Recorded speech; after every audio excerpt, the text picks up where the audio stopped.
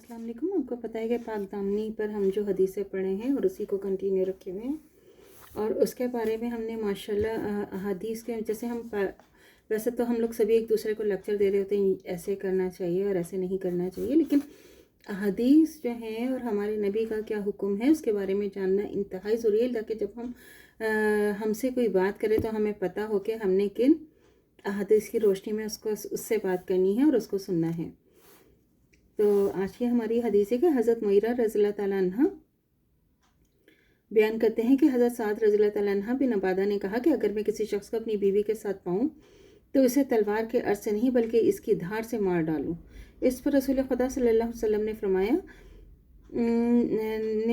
نے فرمایا سارے صحابہ کو مخاطب کر کے کہ کیا تم لوگوں کو سعد رضی اللہ تعالیٰ عنہ کی غیرت پر تعجب آتا ہے؟ سن لو کہ میں سعد رضی اللہ تعالیٰ عنہ سے زیادہ غیرت مند ہوں اور اللہ تعالیٰ مجھ سے بھی زیادہ غیرت مند ہے. صحیح بخاری کی حدیث ہے.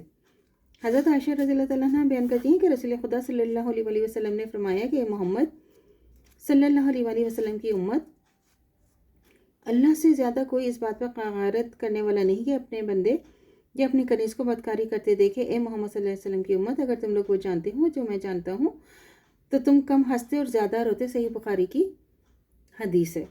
اللہ تعالیٰ کا بدکاری کے معاملے میں سب سے زیادہ غیرت مند ہونا ہی واضح کرتا ہے. اللہ تعالیٰ کی نگاہ میں پاک دامنی کا بہت زیادہ اہمیت حاصل ہے. حدیث کے آخر میں حضرت صلی اللہ علیہ وسلم کے فرمائے ہوئے مؤثر جملے میں معافی کا ایک سمندر بند ہے.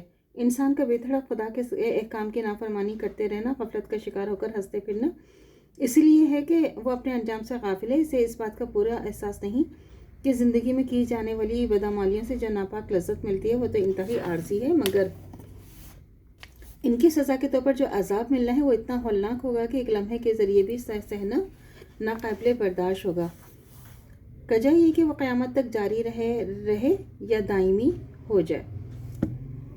حضرت ابو ہریرہ رضی اللہ تعالیٰ عنہ بیان کرتے ہیں کہ رسول خدا صلی اللہ علیہ وسلم نے فرمایا کہ 3 آدمی ایسے ہیں جن کی مدد کرنا اللہ تعالیٰ پر لازمی ہے. ایک اللہ کی راہ میں جہاد کرنے والا، دوسرے وہ مکاتب غلام جو بدل کتابت کرنے کا ارادہ رکھتا ہو، تیسرے وہ نکاح کرنے والا جسے نکاح کرنے سے پاک دامنی مقصود ہو. صحیح ترمذی کی حدیث ہے. مکاتب غلام وہ ہوتا تھا جس کا اپنے مالک سے معاہدہ ہو چکا ہوتا تھا، جب میں آپ کو اتنی رقم ادا کروں گا تو میں آزاد ہو جاؤں گا. یہ رقم جس کی ادائیگی پر اس کی آزادی منحصر ہوتی تھی بدلے کتابت کہلاتی تھی.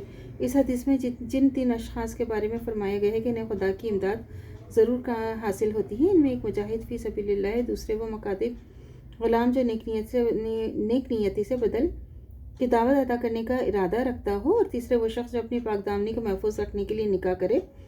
حضرت صلی اللہ علیہ وسلم کی تعلیمات سے اس بات کی پوری وضاحت ہو جاتی ہے کہ اسلام میں نکاح سے کنارہ کش رہنے کو پسندیدگی کی نگاہ سے نہیں دیکھا گیا، بلکہ نکاح کر کے ازواجی زندگی گزارنے کو زیادہ پسندیدہ سمجھا گیا ہے. نکاح کی فضیلت کی بنیاد یہی کہ اور بہت معاشرتی فوائد کے علاوہ نکاح انسان کو پاک دامن رہنے میں بہت زیادہ امداد دیتا ہے، اور پاک دامنی ایک مسلمان کے نمایاں اوصاف میں سے ہے. سورہ فرقان کی آیت 68 میں خدائے رحمان کے خاص بندوں کی 3 صفات بیان کی گئی ہیں. ایک یہ کہ وہ اللہ کے سوا اور کسی کو معبود نہیں پکارتے، دوسرے وہ یہ کہ اللہ کے حرام کی ہی کسی جان کو ناحق ہلاک نہیں کرتے، تیسرے یہ کہ بدکاری کا ارتکاب نہیں کرتے. تو اللہ تعالیٰ سے دعا کرنی چاہیے جو ہمارا ایمان ہے مرتے دم تک قائم و دائم رہے. خاتمہ بالخیر ایمان پر ہو. اجازت دیجیے.